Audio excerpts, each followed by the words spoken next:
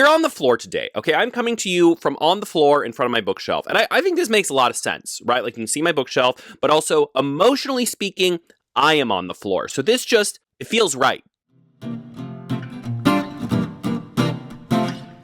Hello and welcome back to my channel. My name is Jason, or as you may know me, Easy Cat, and it's so good to see you here. If you're new here, welcome. I'm so glad you found me. If you're coming back, if you're returning, hello. I'm so glad you're back. Did you bring me any coffee, any tea, anything, a snack? Nothing? That's unfortunate. New people, take notes. That's how to not do it. Okay.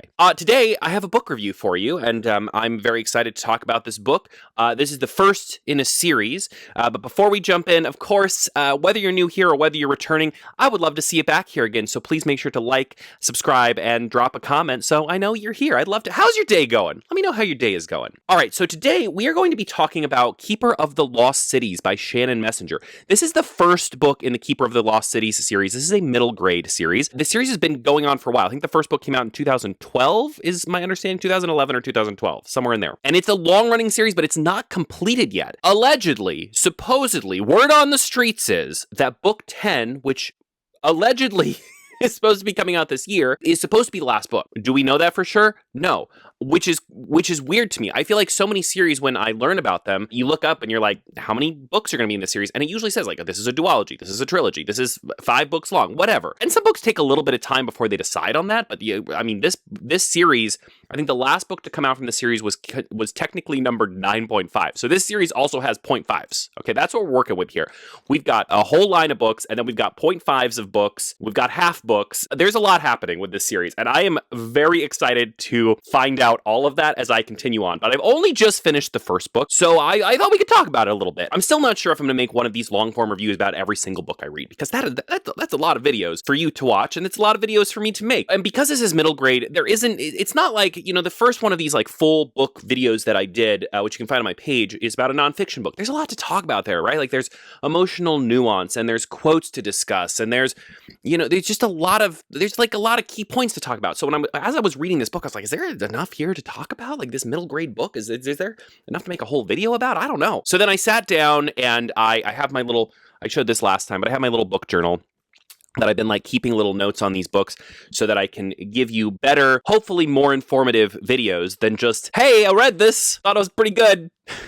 There's my review. I want to provide more with these single book video reviews. And so as I was writing down notes and kind of trying to get my thoughts together, I realized I actually felt like I maybe did have some things I wanted to say about this book. So I decided, sure, we'll do this video. Now, will I make one of these for every single one in this 10/18 book series? I don't know, but we'll see how this goes, and we'll see if you enjoy it, and maybe I will continue making a video for every one of the books in the series. We'll see what happens, right? All right, so first and foremost, jumping in, I think the thing you need to know is a little bit about this book, right? So if you have not read this book, I'm going to try and stray away too much from spoilers. I had a couple comments on my nonfiction review, the Mourner's Bestiary, that said I said too many spoilers, and then they felt like they didn't need to read the book anymore, which I didn't think I did, but maybe I did. I don't know. Maybe it seemed like I did. So I'm going to try not to go too spoiler heavy here, but I will tell you what the book's about. So the book is about Sophie. So Sophie Foster, a young woman. She is, I think, 12 years old when the book starts, 11 or 12, something in that range. She's just living her life in the normal human world, as one does. She's going to school. She's actually a prodigy. So she is in like elevated high school classes despite being a 12-year-old. She's very smart, but because of that, she doesn't have a lot of friends. Because, like, I don't know about you, but if I were 17, 18 in high school, even if this 12-year-old is in my class and she's really smart, I don't know if I'm hanging out with her, right? Like, that's right. Like, she just doesn't she's kind of alone. And like, also people are kind of mean to her. I don't know. The people at her high school seem like jerks. So she also has an ability. So she has a psychic ability. She can read people's minds. And she's been able to do this since I think she was 5. She was in like some sort of accident. And then ever since that, she can read minds. But of course, she like can't remember if she doesn't tell anybody or if nobody believes her. But either way, she's like on her own in this, right? So her class goes on a field trip to a museum, which happens a lot in these. I feel like middle grade books, when people write middle grade books, especially first books in the series, you're like, where can we start the action? Ah, yes, the museum. Did you ever go on a field trip to a museum? I can't think of, maybe once when I was in like elementary school, but definitely not in high school. There was not a single time. First of all, I can't think of any, like, I'm racking my brain for a time when I was in high school that I went on a field trip. I remember going to like the like plays for English class, but those were at night. We weren't going during the day. And then also I was in choir and we were going to like performances like during the day. And that was like getting out of school, but like we weren't going to the museum. We weren't going to the zoo. We weren't going on these like field trips. I don't know. That already, I was like, what are we doing? What are we doing taking 17, 18-year-olds on a field trip? What's even the point? They're just going to not pay attention. Come on. She's on this field trip and she's reading minds and she realizes that there's this like guy watching her, and of course the first thing she notices about him is that, well, yes, he's watching her, but also she's like, oh, he's hot. And so eventually it turns out that this guy is fast forward a little bit, but this guy, his name is Fitz, and he recognizes her. He's been looking for her, and he found out about her because there was an article in a newspaper talking about this prodigy girl, her, Sophie, and so he went and found her, and it turns out that he also can read minds. And they have that in common because they both are not part of this world. They both are part of another world, and this other world is where all the elves of the world live. So it turns out that, yes, Sophie is I promise I'm not spoiling things. It's just getting into the main plot here. This is like chapter 2 or 3. Calm down. Turns out that Sophie and Fitz and soon to meet all these other characters are elves, and they live in lost cities away from humans because humans, they've decided, they've tried, they've given humans a chance, and humans are garbage, as we humans can agree. When they were like, oh, we can't let humans in here, they will ruin everything, they touch, and I was like, that is, yeah. You are correct, sir. No, you won't hear me fighting back on that. Not one bit. No. So she goes there, and it turns out that she has actually somehow been taken away from this world. They have no idea how. They don't know how she ended up with a completely human family. No idea how. And here in the elf world, they're like, well, we're going to bring you into the elf world. You're going to come live with us. It's too dangerous for you to not live with us. And we're going to put you in school. But some of the people in like the council are like, oh, she's too dangerous. We don't know where she's coming from, right? Like there's this one guy in the council who's just like a big jerk, and he's like, I don't like this. So the gist of the story is we're going to give you 1 year in school, and if you can pass your classes and stay out of trouble, we'll allow you to keep going to school. Easy peasy, right? Of course not. This is a middle grade book. Of course she's going to get into trouble. And so we follow along in her adventures as she like goes to school and she goes to classes, and this has that very like middle grade magical school trope vibe to it, but I thought it did a really good job of that. So the school is called Foxfire, and I found it to be really great. I think there are a lot of books out there that do the magic, especially the middle grade genre, that do the magical school thing. Of course, there's a very big one written by a person I don't even want to talk about, which is why I'm not even mentioning her or her books.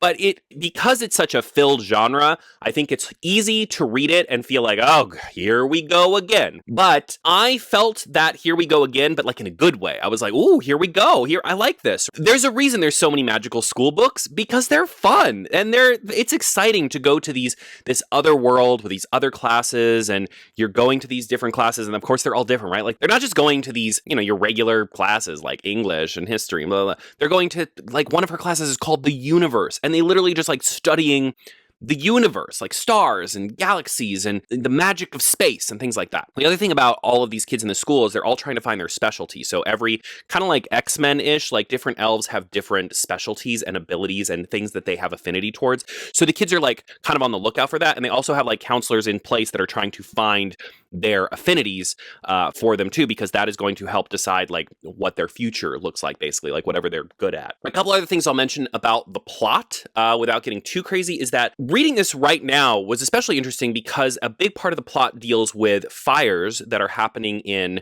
the human world. I shouldn't say the real world, the human world. And these fires, the elves are kind of just running on the assumption that they are caused by humans. So the elves don't need to get involved. The humans have to deal with it on their own unless the fires touch the elven world in some way. Then the elves will get involved. But until then, right? And this becomes a danger because Sophie is worried about her human family because she worries that they are in the path of these fires, and these fires are not behaving normally, and they are in fact spreading very quickly, and they are very hard to put out, like more than normal fires. So there's something up with these fires, but every time she tries to raise that concern, she's like a 12-year-old and she's going to these adults and they're like, no, it's fine, and unless they come to the elf world, we're not worried. It's not our problem, not our circus, not our monkeys. And they have very much that like mentality, the adults throughout the book. So that's like also a big part of the the story as well, is like her being kind of half in this world, this new elf world, but still kind of having this like residual connection to her human world. And we're going to talk about that a little bit more eventually in this video. But that's also a really interesting aspect of this book. And also, like I said, reading it right now with everything that's going on in LA was very surreal, because in a way, the book does kind of sort of a little bit touch on like the climate crisis. Not in like an in-your-face, like, it's global warming. They're not like going that deep into it. But there is this like kind of overall thing of like the humans are destroying their world, and that's on them, right? Like we can't get involved in that. And kind of this refusal to recognize that it's all our world, like we're all in it together, and if it goes down, we're all going down. So it definitely was interesting to read those aspects of the book in the current time that we are in. And I would say, if you decide, hey, I want to jump in and read this series as well, I mentioned the fire aspect too, because that is a very sensitive issue right now. You might want to wait to jump into this book because of it. We're seeing so much devastation on the news right now. I know I'm following it really closely. I have a ton of friends in LA. I am every day checking, making sure everybody's okay, that I know, checking in, like, how can I help? What do you need? Like, because that is such an issue right now, it is something to be aware that if you're going to jump into this book, that is a pretty major aspect, at least of the first book. So you might, depending on where you're at mentally and emotionally with that, you might wait on this one until things have kind of calmed down with that, because it was definitely like, it's a little bit emotionally taxing to be reading about that in this and then also dealing with that in real life. So I just wanted to mention that. Okay, so I want to jump in and I want to structure this in a way that I talk about the things that I liked about the book, and then I'm going to give you some things that I didn't love so much about the book. So let's talk about let's start with the positives.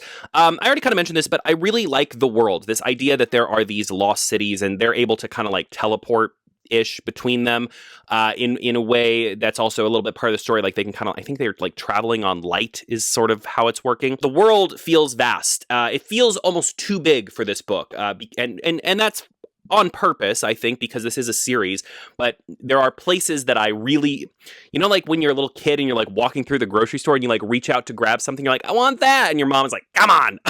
I felt the author doing that to me. Like we would go to a place in the book and I was like, oh, I want to know everything about this place. And we'd be there for like 5 seconds. And then the author was like, we gotta go. And I was like, wait. And like I said, I think that's by design, right? Like we're surely going to get to see more of these lost cities and more of these places. For example, we visit Atlantis, and they kind of explain why Atlantis is the only lost city that the humans are familiar with and that the humans know the name of, right? And we're visiting these different lost cities, and different lost cities have different rules or different ways that they kind of exist in this world. The other thing that's interesting is about this world when we're talking about the lore of the book is the way that social status is handled. So pretty much everyone in this world has the same amount of money, but that is not what determines like nobility and what determines like hierarchy and status and things like that. There's other things that determine that. And I found that really interesting. So like no one is like poor in this world. No one is going through like hard times, but there are people that are higher up in society and act that way. And there are people that are lower down in society and are kind of shunned by society because of that. And seeing that social structure, I thought was really interesting. I feel like you don't always get in middle grade books that have like these big worlds, you don't always get like changes to social structure. And I think this was done in a very interesting way in that you still have that structure, but it's created in a very different way than it is created in our world, where money, especially in the United States, money is kind of the guiding force of everything. The structure of this society also has its problems and its faults, and it's kind of built, but it's interesting because a lot of those problems and faults are very similar to our world, even though the structure of the society is built completely differently, which I found to be very interesting and very thoughtful and pretty deep way of creating a world, despite this being a middle grade book. I talk a lot about on my channel how I think there are kind of two types of middle grade books. There are middle grade books that I think are really, first of all middle grade books I think are perfect for middle graders, right? That's who they're written for. But I think there are middle grade books that are going to mainly only appeal to a middle grade audience, which is fine. That's who they're written for. And then I think there are middle grade books that are going to appeal much more to really anybody who reads them because of how they're written and how their worlds are built or how their characters are built. And I love finding stuff like that. I love finding middle grade books that feel like anybody could read it and have a really good time with it. And it's the same with movies, right? Like, I think anyone could go and watch a Pixar animated film, but there are some animated films that really are geared mainly towards like children and middle graders. And again, that's fine because that's who they're for. But I think finding things that have more of that universal appeal, I find that really exciting and really fun to like search those out. Speaking of things I like about the world is that the elves have this kind of concept that they will not let any animal or creature go extinct because animals and creatures are so important. So they're really, really focused on keeping all of these animals alive. It's funny because the elves seem really, really good about climate control and like taking care of the earth. But then when like part of the earth is like raging on fire, they're like, no. It very much like becomes frustrating because you're like, I thought you cared, but then actually they don't, which I guess does reflect real life, right? Like where we are all people, but then we're like very specifically, we care about people that we know or that are in our country, and we refuse to care about those same things for like people outside of our country. That very much has this feel of it, which is something that was very frustrating. But to that end, like dinosaurs exist in this world. There's like a pterodactyl at one point. Like there are dinosaurs and they're magical creatures, and there are creatures that have been extinct in our world, but they're not extinct to the elves because they've kept them alive. And I just thought that was really fun. It was fun. I think in books like this, you expect to see things like Pegasus and Dragon and whatever, but it was fun. Imps, there's an imp, but it's fun to see also just like creatures that have gone extinct to us, like dinosaurs, show up. And I'm a big dinosaur fan, so that I thought that was a lot of fun. Another big point that I really enjoyed were the characters. Now, Sophie in particular, and when we get to the dislike category, I think Sophie's journey in this book, I didn't love as much, but I don't know that that's not her fault, really. I liked Sophie as a character a lot. I think she is really exploring this world, and like she is being forced to make really hard choices, and I think she is pushing back against adults who are really awful. Even adults that are like the good guys. I was like, what is wrong with you? Like, what actually is wrong with you? Considering she's like 12 years old, she is doing her absolute best. And she is also dealing with like a lot of friends and a lot of people that are kind of manipulating her, or at the very least, like being not honest with her, which is really annoying. But I really liked Sophie. Now, as things go, there are a lot of like feelings and crushes and, oh, look at that boy. Does that boy like me? There's a lot of that in this book. And I kind of love it. I think it's really fun. And it's got this like, it's got a very high school vibe. And I think if you don't like that, oh, that girl's crushing on this guy and that guy's crushing on this girl. Like if you don't love that, you might not like this book because there's a lot of that. There's like a lot. But I am here for the drama, okay? Because here's the thing. Sophie has a crush on Fitz, the boy who finds her and like brings her to Elfland, right? Because as we've already established, she thinks he's hot. But then she meets a boy when she gets to Elfland named Dex. And Dex is a great character, but he is real insecure. And he does not like Fitz and Fitz's family because he feels like they are like the hoity-toity upper class and they don't treat him very well. So when he meets Sophie and they start to kind of have a connection. They're like friends. Sophie kind of considers Dex like her first friend, and like they become like good friends. But you can tell that Dex like kind of has some feelings for her. Like it's there. You can kind of feel it throughout the book, right? Like there'll be times where like their hands like touch and they're like, oh, sorry.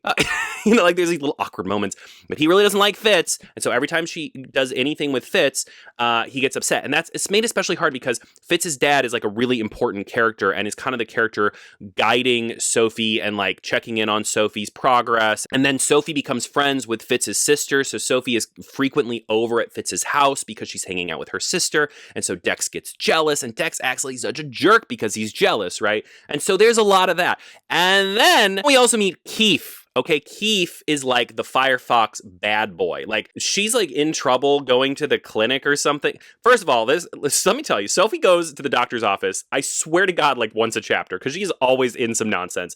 There's always something bad happen to her. She's always sick, or something hurts her, or she's like finds out she's got an allergy to something, which elves don't have allergies. So they're like, what is wrong with this girl? She is always at the doctor's office. And it's funny because when she first goes to the doctor's office, she talks about how she's really nervous around doctors. And then then she gets to the doctor's office, and by the end of the book, she's like friends with the doctor, because every time he sees her, like, oh, look who it is again, 18th time today. Anyway, I think she's like on her way to the doctor, and she meets Keith, and it's like imagine every 80s movie, like rom-com you've ever watched, where the bad boy shows up and he's like leaning on the wall and he's like, what's a girl like you doing in a place like this? Like that kind of vibe. Like and she's like, what are you doing? He's like, oh, I'm just ditching class, because I'm a bad boy.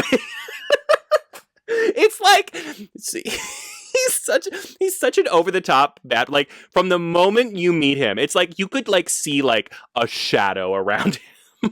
Like you could just see it. I'm trouble. So obviously he was like one of my favorite characters. Every time he showed up, I'm like, this is like, he'd show up and be like, right when she was getting in trouble, she'd be like on the way to detention. He's like, whoop, I knew there was something bad about you. It's one of those stereotypical things about the book, and for some reason, I just loved every second about it. Like, every time he showed up, he just was he says exactly what you think he's going to say every time he is on page, because he's the bad boy, right? Like, I'm on my way back to class, but I'm going to take my time.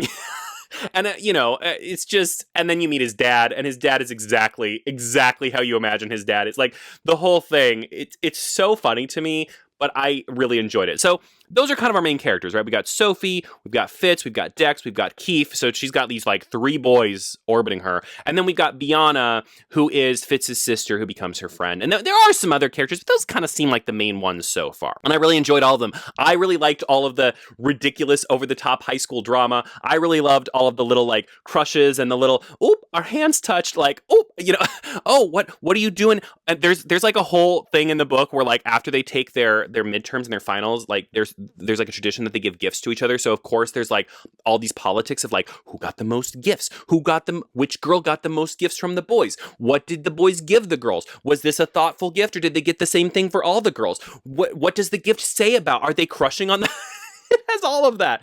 And I was there for it. I was like on board. I was like, oh my God, who's got a crush on who? Tell me everything. Listen, Shannon Messenger was trying to tell the story of this magical elven school. And I showed up at the door of this book wanting to read like the Mean Girls version of it. So if you enjoy that kind of stuff, let me tell you, this book has it in droves.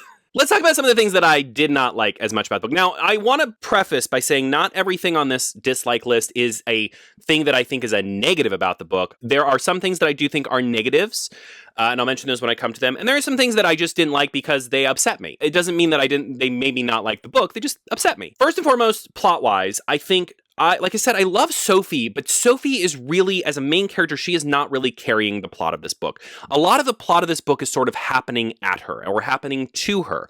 Even the climax of the book, which I will not get too much into because it is very spoilery, it's not really, there is something that she does actively do at one point, but most of the third act of the book is just things happening to her. There's a lot of things that happen to her because as we find out as the story's going on, there are some little groups behind the scene that are kind of trying to manipulate her because she is actually kind of a little bit special. They're probably a lot of bit special. We learn things about her that are sort of mysterious, and as the book goes on, we find out that there are people who are very interested in her because of those mysterious things, and she is being manipulated by these outside forces. And often, these outside forces manipulate her to do things in school that she, as a first year at elf school, who is way behind everyone else because she did not grow up here, would not be able to do on her own. And yet somehow the teachers are always like, you're in trouble. Like, at one point, she is able, I'm not going to give you specifics, I'm going to be very vague here, but at one point, she is able to bottle this, like, magical thing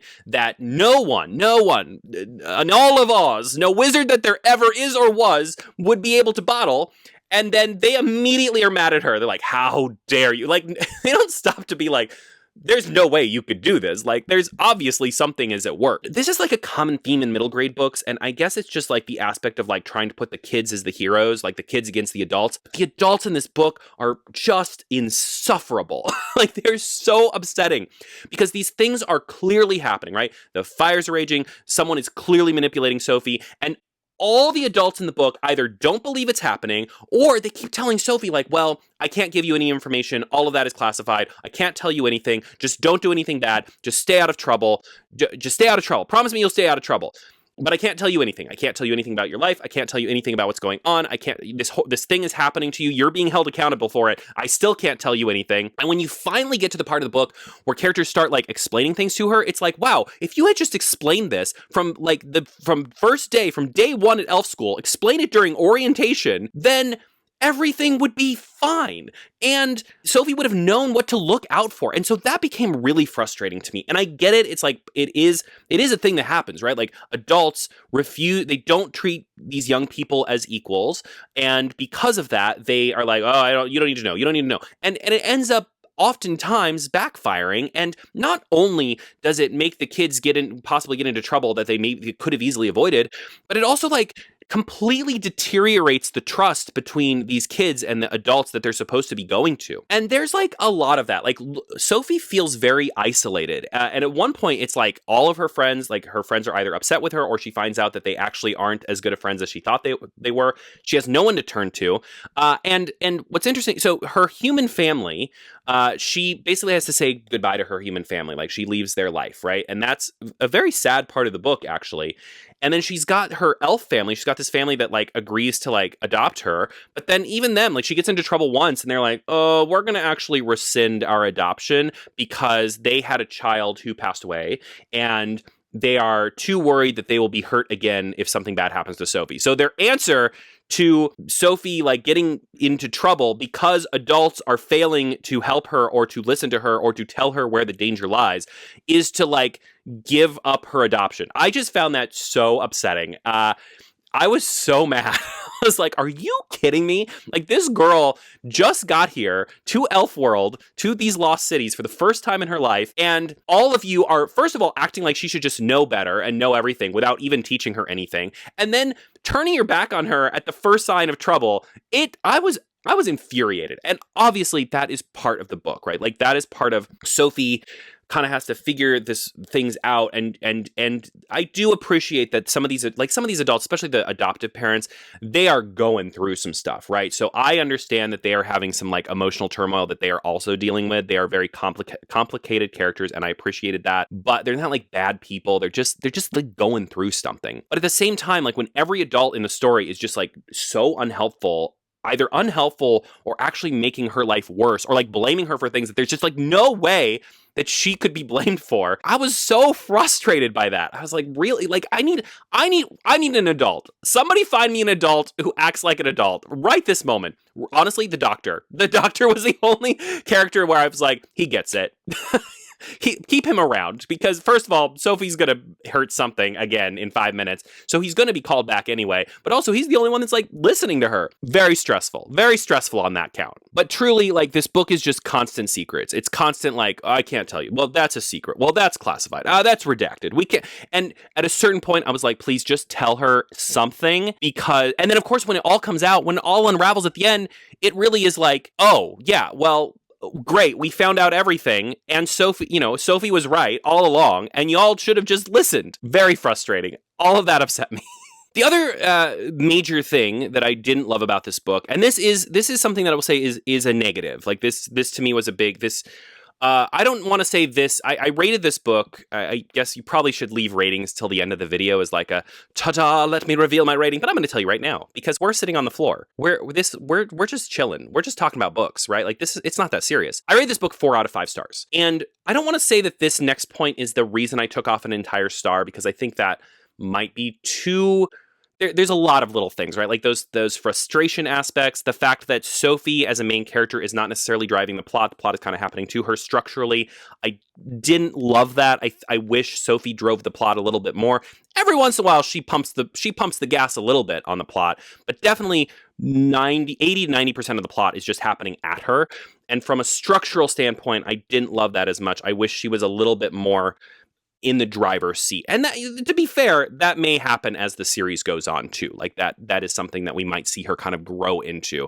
And it's hard to drive a plot when you are put into a brand new world, right? Like you almost have to spend this whole book just learning the rules, like learning the ins and outs, learning what's going on, especially when none of the adults can be bothered to tell you anything. Also, I hate to go back. I'll talk about the thing I was going to talk about in a second. I just wanted to step back for a second. I've noticed this about several middle grade books now, but when you go to magical school and you go there on the first day and like literally no one tells you anything. Like you just not only are you getting to the school for the first time, you are getting to this world for the first time. There's not an orientation. There's not a person to take you places. She gets lost on her way to class and has to have some random guy shows up and is like, "Oh, I'll help you get to class." And she's like completely lost. Like there's no sort of system. I guess there's no system in place because they have never had someone from an outside world come here and then need to like integrate them into school. So I guess that's why there's not like a way of dealing with this. But I think it's crazy to send a 12-year-old to a school and not at least give them some sort of, hey, here's a map of the school so you can get where you need to go. Hey, here are the rules that you should follow while you're at the school. Like, there's nothing. It's just like, we're glad you're here. Have fun, go to class, make sure you pass or you're going to get kicked out of Elf World. That drove me crazy too. Like, I need an adult. Okay, let's circle back. I keep getting sucked into the cyclone of rage about the adults in this book. The other thing that I thought was a pretty big negative of this book was that it has a very severe lack of diversity. Now, I want to point out this was written in 2012, and obviously, that was not that long ago. It was 12 years ago. But the conversation about diversity in books, especially young adult and middle grade books, that landscape has changed a lot in 12 years. It definitely has that aspect where I'm pretty sure, I'm going to say this as a pretty sure, and you feel free to correct me if I'm wrong, but I looked up because I just wanted to be sure. So I looked up official fan art on Shannon Messenger's website for the main characters of this book. Now, I will put a little asterisk on this that I did see there are main characters from future books that are not all white characters. So I do know that it seems like diversity will be addressed in the future, but at least just for this book, every single main character was white. And there's even an aspect of like, they all are like white with, I think it was blue eyes because Sophie has brown eyes and that's like a big deal. People are like, whoa, why does she have brown eyes? And I do think that was a big miss for me. Like the fact that every single person at Elf School is like is white. I didn't love that. I think at the end of the day, if you can make a world where dinosaurs exist and you can travel with magical light and there's all of these, you can ride on a pterodactyl, I think you can include people that aren't white. I don't think it's a stretch. And that it does seem like Shannon Messenger has learned from that. I cannot say for certain because I haven't read those books yet, but just looking at the other character art of characters that come into the story eventually, it seems like that is something that gets addressed in the future. For this book specifically, it was a very non-diverse cast. And I didn't love that. And I think nothing made this book feel old, like aged. When you read a book like this that's fantasy, it's easy. Some of these books will feel timeless, right? Like you can read it in 20, 30 years and it will feel like it could have been released that day as a new book. It has that timeless feel, but nothing made this book feel old to me. Like the fact that the cast was like that fact that, especially because it was a middle grade book and the cast was so very not diverse. And that was a big miss for me. And I just want to say it again in case, because I feel like there's already someone typing. I understand that it came out in 2012. I understand that the author may have learned from those mistakes, but that doesn't change the fact that that still was a miss for me in this book. Because obviously while I was reading this, I wasn't researching to be like, does this get better? Right? Like I read the book really trying to not take in any of the outside information about the book until I finish it, and then I can do some research and kind of learn a little bit more. So just as a reader going through the first time, I was like, wow, this book is really white. Like really, really, really white. And I wanted it to not be. And I hope that the future books do get better with that, because that was probably the biggest miss for me in this book, was this like really, really jarring lack of diversity. The fact that you can have this incredibly deep, really thought out, really methodically built fantasy world. I mean, it is clear that Shannon Messenger knows how to build a fantasy world. Even though this is middle grade, this fantasy world has the same amount of depth as a lot of adult fantasies that I've read. And I think that's really fantastic. The fact that you can build all of that and still every character is white, that baffles me. Like my mind was baffled. The fact that there was a pterodactyl, but yet everybody was white, like that really drove me a little bonkers. But I am fully excited to see if that changes as the series goes, and I would love to see that evolve with the story. And I have a feeling it does, just based on what I've seen. Can't say for certain yet, but I'm keeping my fingers crossed. So all of that being said, that's obviously, talking about diversity reading is like a big old long tangent we can go off on, but that was one like pretty big negative for me about this book. So overall, if you haven't already figured it out, I really enjoyed Keeper of the Lost Cities. I thought this was just, it was a fun ride. It was a great introduction to this world. I feel like I wanted a lot more, but I think that this book is really kind of setting the table. It's really putting all the pieces in place so that when we jump into book 2, we don't have to learn about everything. We don't have to learn about all the classes she has to take and all the different magic and how the lost cities work and how they're connected to the human world and so many different teachers and so many different characters. Like, we can kind of jump in and sort of build on everything that we've gotten in here. This book really feels like it is laying a lot of groundwork. And at times I do think it's laying groundwork because it's doing so much of that. The plot maybe suffers a little bit because there's so much focus on getting so many things laid out for this series that maybe the plot takes a little bit of a back seat sometimes.